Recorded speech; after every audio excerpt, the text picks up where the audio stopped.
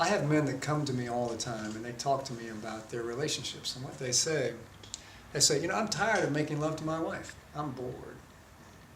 Or I keep leaving women after 4 months to 18 months, and I go from woman to woman, and I can't find a wife, and I want to have a wife, and I want to have a family, I want to have children, and I'm bored. And I said, what can I do about this? How can I stop this?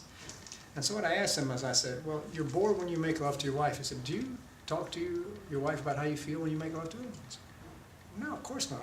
No. I said, well, do you talk to your wife about how you feel anytime? And they said, well, no, I don't do that. I said, well, you've got the cart in front of the horse. What I used to think when I was a younger man, this was a long time ago, was that if I was sexually satisfying to the degree that my partner was, and that we were both consenting people, that there was no harm and no foul, and that's not true. What I learned is that healthy relationships are about sharing feelings. That's what a healthy relationship is about.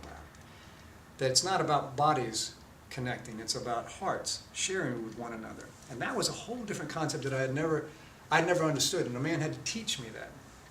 And he said, here's what a healthy relationship's about. I feel sad.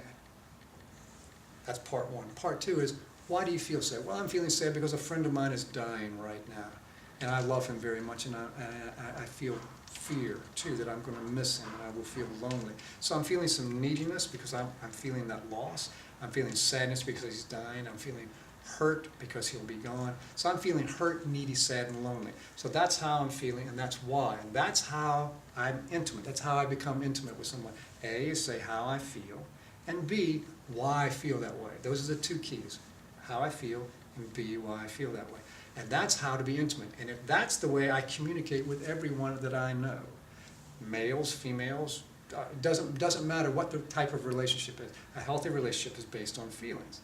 And once I learned that, it revolutionized my idea about what relationships were. And then for me, the second part, what I know about women is, no matter what women say with their mouths or what they do with their body, you can't eradicate 200 million years of human history. And there's a part of them that wants commitment.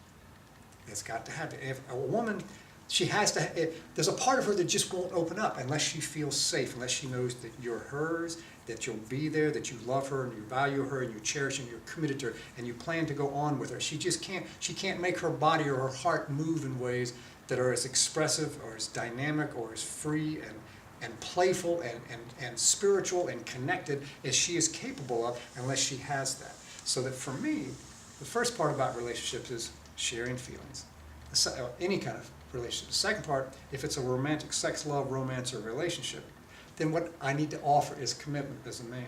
Those are the two conditions that I need to have to make me healthily sexual.